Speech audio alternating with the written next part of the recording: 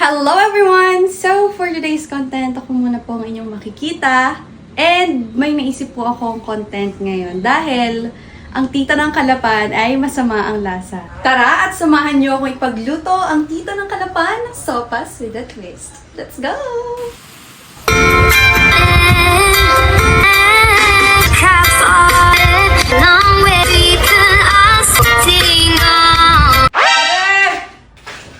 So fast!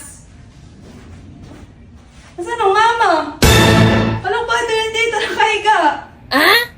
Kita mo, mama? May lagnat yun, te. Ba't yun Hindi ko inaalis? alam. Kanina nandyan lang yan. Baka umalis.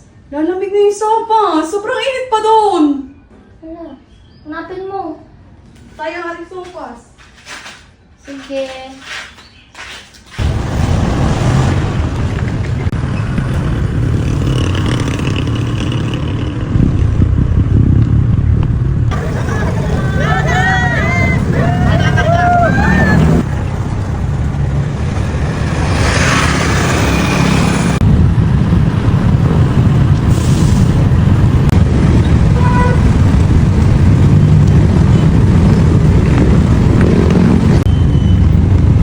Ay!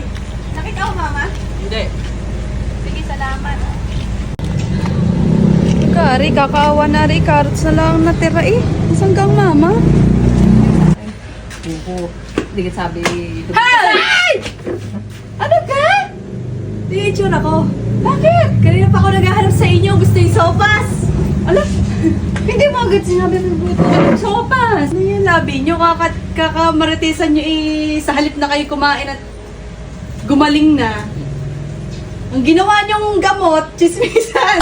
Sa panahon ngayon na walang magawa, syempre masarap maging maritisan na nanay. Oo. Ang pinagmamaritisan naman na yung nabuntis doon sa LC.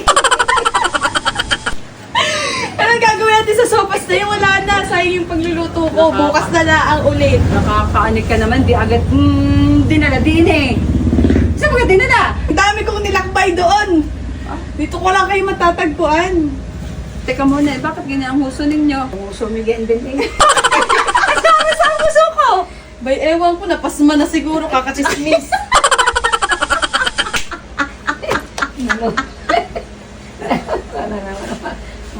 Sayang naman din yung sopas eh. Saan pa naman humigop ngayon? Wala na, natapon na sa kakalakad na tsadi daw. Siya, sige inay, bukas na ulit natin pagpatuloy ang chismisan. Kino kaya mga anak si Kasi?